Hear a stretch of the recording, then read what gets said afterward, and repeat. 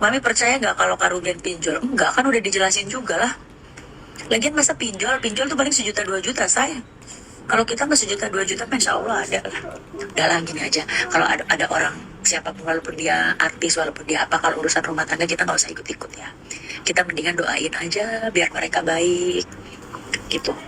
Karena nggak ada orang yang mau bercerai, nggak ada orang yang mau berantem. Jadi kita doakan semoga semuanya jangan pada egois, amarahnya diturunin, semua buat kebaikan anak-anak gitu. Karena co-parenting itu penting. Aku kan dulu juga pas suami pertama aku bercerai, aku punya anak salsa, tapi salsa itu di aku karena waktu cerai itu salsa masih umur setahun 2 tahun gitu kali ya, masih kecil. Tapi aku tidak pernah melarang kalau suamiku datang untuk melihat dia atau menjemput dia untuk pergi sama dia. Yang penting kalau waktu itu aku ya tidak mengganggu sekolahnya gitu. Jadi ya kita komunikasi aja. Emang kalau kita udah bercerai kan emang ada aja egoisnya apanya. Itu sih karena komunikasi kurang lancar aja sebenarnya. Semua tuh bisa diselesaikan baik-baik. Tapi kan kalau yang aku lihat kayaknya si Ruben cuma minta punya waktu ketemu anaknya aja. Kita doain aja supaya mereka semua dilembutkan hatinya. Ya ini kawannya Bang Ruben ya kan? Hah? Iya. Bang, abang kan udah kenal Bang Ruben udah lama ya kan? Abang percaya nggak kalau Bang Ruben itu semasa dia menikah dia pernah selingkuh? Saya sih nggak pernah dengar karena kebetulan saya udah bangun Kasur Yukata tuh udah 12 tahun ya, dan Ruben pun saya sudah kenal lama. Jadi setahu saya, sepengetahuan saya, itu bukan karakter Ruben. Ya. Yang gua tahu adalah Ruben itu adalah orang yang bertanggung jawab dengan Tuhan. Kerja keras, itu yang gokil Ruben itu. Kerja keras. Seluruh bapak-bapak itu iri sama dia ya Nah Bang? itu ya, pekerja keras banget lah pokoknya. Nah kalau dibanding Ruben sama Bang Okan, siapa yang lebih kerja keras ini? Sama lah. Sama. Tapi banyak laki-laki ayah-ayah itu minder loh sama Ruben. Saya dengar-dengar. Iya, karena dia orangnya santai, tapi pekerja keras. Oh gitu. Ya, tapi orang nyantai, nggak sombong. Ke semua orang ngobrol, gitu loh. Oh iya ini kawannya Bang Ruben ya. Terus waktu itu kan kasur itu kan Ruben endorse kan, akhirnya dikirim gitu kan Bang? Oh, betul. Jadi menurut Abang Okan itu isi perselingkuhan itu untuk Yukata itu udah ada ya? Baru kita pikirin untuk ganti Yukati. Oh Yukati. Yukati atau Yukanto. Jadi tidak ada persepsi-persepsi wanita ya. Jadi takutnya waktu dikirim kasurnya itu Yukata, dipikir yang ngirim itu namanya Yukata. Wow, tahu loh ini. Iya, Yukata gitu. Jadi takutnya yang dikira perempuan yang kirim Yukata gitu. Bener kok, Yukata Indonesia itu ada buktinya, nama kasurnya Yukata. Yukata Indonesia. Yuk nikah aja katanya. Boleh ganti nama. Yuk nikah aja. Itu doa supaya kamu sama Ruben bersama terus ya. Ini serius Bang, aku nggak bisa dijanjin, aku nggak bisa dipepin, ku kejar abang ya. Kalau misalnya nggak sempet nggak jadi, abangnya aku kejar-kejar. Rumah Ruben. Iya. Kita mah nggak ada. Kau kejar dia, nanti dia jemput kau. Ruben nggak terima, kita bawa abang ini bawa ke rumahnya Ruben. Mau nggak mau harus terima gitu loh, kayak ditodong gitu loh, Fred. Ya oke. Kata bang ini kan tadi kalau dia tuh orangnya kalau dipaksa baru mau gitu kan, bagus itu triknya. Paksa. Dia lagi kerja paksa. Gitu, paksa langsung geret aja ke kamar Fred, biar jadi kita ini. Jadi begini lah, Bang Okan, kan ini orang penasaran karena takut ini kasurnya kan dipakai sama Ruben, presenter terkenal Indonesia. Ini kira-kira kasur itu dari harga berapa ke berapa gitu Bang? Semua harga, semua segmen ada. Dengar ya, catat ya. Karena kita juga bikin buat kos-kosan, buat pesantren. Apapun, pokoknya kasur mau gimana pun bentuknya. Dari premium? Bisa ada semua. Dari yang biasa? Bisa. Dan kalau pasangan suami Aku istri. sekalian mau nanya juga, maafin aku potong. Aku mau nanya, kenapa posisinya kasur itu diletakkan di mana pada saat itu? Kenapa di situ dia? Di apanya? Dikasihnya? Dia bos, jadi yang antar itu dia cuma terima callingan telepon. Jadi ini Ruben mau endorse antar ke situ, itu aja dia bos, dia nggak tahu. Yang antar staff aku. Iya. Anak-anak tuh berapa sih per bulan? Harus dihitung dong. Karena ini tidak termasuk ibu loh, nggak boleh termasuk ibu, hanya anak-anak doang. Sekolahnya, fasilitas dan lain sebagainya, dan harus diaudit, semua harus transparan. Karena ini kan yang membiayakan Pak Ruben, lalu uang tersebut jatuh kepada siapa? Jangan sampai uang tersebut ke orang lain lagi yang tidak punya hak terhadap uang tersebut. Jadi saran saya kepada RO, Pak Ruben Onsu, karena Anda sudah mengeluarkan dana begitu besar, ya anak-anak saya apresiasi sebagai Dewan Etik Perlindungan Anak. Tetapi supaya uang Anda itu bisa benar-benar digunakan oleh anak-anak kamu, turunkan tim audit untuk melakukan audit. Berapa sih per bulan anak-anak itu menggunakan uang tersebut untuk biaya hidupnya, biaya makannya, biaya sekolah dan lain sebagainya. Turunkan tim audit supaya ada transparansi dong. Karena ini kan uang anak dong, tidak ada kepada uang mantan, tidak ada. Tidak ada kepada uang mantan, tapi kepada anak untuk fasilitasi kehidupan mereka, makan minum mereka, belanja mereka, operasional mereka. Coba adakan audit, kan audit itu kan simpel, tinggal panggilnya tim audit atau pihak bank untuk melakukan audit. Kan sama-sama ada di situ kan, uangnya kemana sih? Berapa? Jangan sampai tidak ada transparansi dan ada pihak lain yang bukan anak yang menikmati. Anda tahu kan? Itu aja. Kalau itu ternyata tidak benar, berarti ada penipuan. Ada dugaan penipuan dan penggelapan. Dan itu masuk ranah pidana. Ruben Onsu bisa menggugat untuk hak asuh anak kepada Sarawinda dicabut dan diberikan kepada Ruben. Alasannya tadi, pernyataan seorang Sarawinda yang sudah menjadi gaduh di masyarakat. Kebutuhan anak itu berapa sih per bulan? Harus dihitung dong. Karena ini tidak termasuk ibu loh, nggak boleh termasuk ibu. Hanya anak-anak doang. Sekolahnya, fasilitas dan lain sebagainya. Dan harus diaudit, semua harus transparan. Karena ini kan yang membiayai Pak Ruben kan.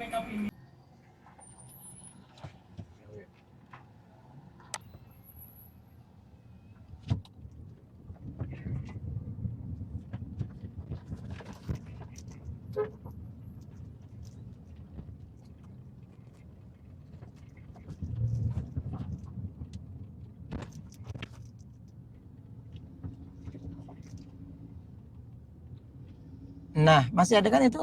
Nah, itu dia. Sorry guys, tadi aku habis iasin etalase dari brand.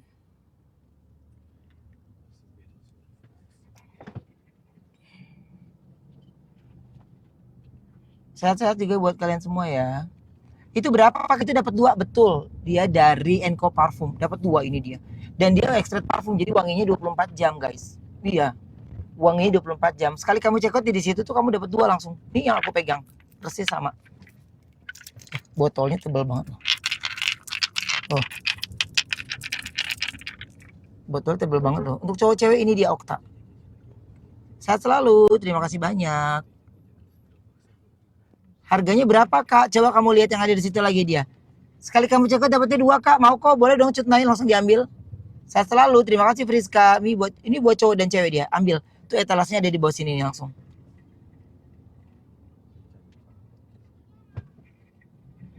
Live yang paling puncaknya yang paling ditunggu-tunggu nih untuk para penjual di Tok ya kan, yang jualan live. Nah, tanggal Twin Day kemarin 88 itu kan paling ditunggu-tunggu banget tuh, apalagi untuk ukuran SW. Wah, ini mah pasti penjualannya edan gitu kan, pemasukan GMV-nya, gross merchandise value, pemasukannya pasti bener-bener di luar nurul lah kita anggap. Nah ini, gua kasih videonya kalian lihat sendiri, ya. Penjualan dari GMV-nya SW tuh 8. Terus terang nih, penjualannya turun drastis dari yang perdana tanggal 20 yang 2 hari sebelumnya tanggal 6 28 juta pemasukannya kan, live berapa jam yang sekarang, apalagi live-nya tambah lama kan, yang 88 lebih dari 2 jam, lihat cuma 10 jeti. Parah banget, kemana ini? Ya makanya kalian itu jangan gila-gila pengen dilihat sama kita. Masalah lempar gift, lu pikirnya live curhatan, live gosip, apa live jualan, lu kudu lempar uangnya buat nge-sell produk. Lihat produknya banyak yang nol semuanya, bahkan tidak ke-sell. Lihat 1 nol nya kayak udah kayak telur rebus aja ya. Gua saran kali kalau misalnya SW live, lu jangan gila-gila cari validasi, jangan gila-gila namanya pengen dipuji masalah gift ranking 1, baru juga league-nya Liga D1, belum liganya kayak ROB2 ya kan. Udah gift simpan, kalau lagi live nggak jualan, kalau lagi live jualan lu naikin, karena GMV kayak gini bisa diakses sama orang siapa aja. Aku kasih tahu, turunnya jauh banget. Masa cuma 10 juta pemasukan yang Twin Day 8.8, penjualannya banyak yang 0. Dokci juga ngeliat sendiri, memang lesu banget yang check out ya. Jangan lempar-lempar gift. Ya memang itu masuk larinya kayak SW, tapi tetap aja kan potongannya juga gede berapa puluh persen, ditambah lagi penjualan begini. Coba gimana nanti mau jualannya pada ini laku berat ya. Si orang yang mau endorsement juga mikir, ngapain gua titipin barang kayak SW, kagak ada yang kejual, ngelempar gift pribadi, ya produk kita nggak kejual, ya kan? Udah capek-capek datengin partner produk kerjasama sama SW tuh yang 9 tahun, si Koko itu kagak ngebantu juga. Coba mindset kalian dirubah sebagai pendukung SW. Uang yang kalian lempar gift mendingan masukin ke produk. Lu mau pakai mau enggak, yang penting lu naikin kepercayaan orang-orang yang mau endorsement untuk nge-endorse SW lagi. Kan dia lagi mulai merangkak, dia lagi mulai namanya nge-marketingin diri, nge-brandingin diri lagi, rebrand malah. Kan orang-orang masih pada takut nih mau nge-endorse SW.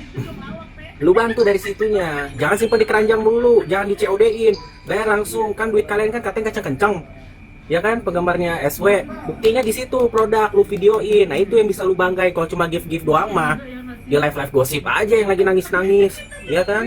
Kalau jualan lu harus juga tahu ranahnya. Alah, gede-gedein di tap lu sampai lempar gift. Belum juga ada TikTok Universe, ya kan. Belum juga ada namanya burung-burung elang gede. Belum ada juga namanya harimau gede. Nggak usah dibanggain kok kayak begitu mah. Kacau. Pokoknya gini, ada live jualannya SW lagi. Komen juga ya kata-kata. Hilangin emoticon sama robot. Mau-mauin aja. Jual-jualan yang lain aja kayak Koko Ero aja. Sebegitu kencengnya. Komen-komen manusia ada. Masa ini nggak ada? Udah kayak adanya aja. Kayak adanya si JO, adanya si RO, ya kan? Netizen Indonesia harus tahu ya. Ada lagi desas-desus mengatakan, katanya live-nya Bunda dibanjiri oleh gift, bertabur gift. Wow, prestasi sekali. Gift-nya bawahnya. Tapi ya, kalau perhatiin dengan seksama. Banyakan yang nge-gift itu di belakangnya kenapa ada angka-angka begitu ya? Aku melihatnya sih ada angka-angka, pasti angka-angka 303. Gue jadi penasaran ya. Pasti yang nge-gift gede-gede dan juga banyak itu pasti belakangnya tuh ada 303. Gue penasaran ya. Ayo kita searching di Google. 303. Ternyata pasal 303 Kitab Undang-Undang Hukum Pidana mengatur tentang tindak pidana perjudian ilegal. Apakah ini berhubungan dengan judo yang katanya Bunda itu pemain judo? Kok nggak tahu ya? Jangan-jangan memang ada hubungannya. Dukungan yang sebesar itu dari perjudian ilegal. Judo. Markona si ratu judal. Markona si ratu judal. Markona si ratu judal. 303. Judal. Ya Allah. Ini kapan sih guys? Coba kita. Wenda pun mengaku tak menyangka dihadiahi mobil mewah. Asalnya Wenda sudah lama mengincar mobil tersebut untuk menjadi kendaraan pribadinya. Dan ternyata sang suami tercinta telah membelikan alat transportasi tersebut untuknya. Jadi itu dia gak pernah bilang, maksudnya tiap kali aku bilang, ya aku suka deh mobil ini gitu, terus yang ini aja yang dia, ya udah cekin aja gitu, kayak ya udah aku juga belum kepikiran mobil karena menurut aku ya udahlah aku. Kayak kita lagi jalan aja ya orang, sukanya bagus ya gitu. Iya. Cuman aku itu mendengarkan. Enggak, kalau kita ngomongin mobil mah dari sebelum nikah lah. Dari sebelum nikah tuh cuma lewat aja yang aku, maksudnya aku mikirnya, ya udah rumah aja dulu karena kan aku tahu apa yang aku minta itu tidak begitu gampang untuk didapatkan gitu. Jadi ya udah aku toleransi kok. Ya udah rumah aja dulu, mobil mah nanti aja gitu. Aku pikir ya.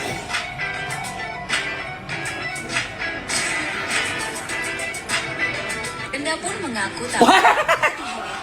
Karena yang aku minta itu tidak terlalu gampang untuk didapatkan. Jadi aku toleransi. Ya udahlah rumah nanti aja, mobil aja dulu. Au. Au. Au. Au. Au. Au. Au.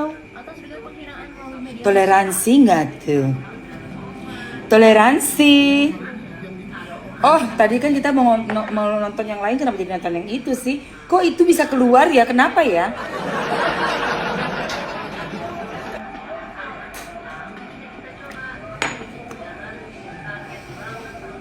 Mobil merah itu di aku, dia yang beli kan?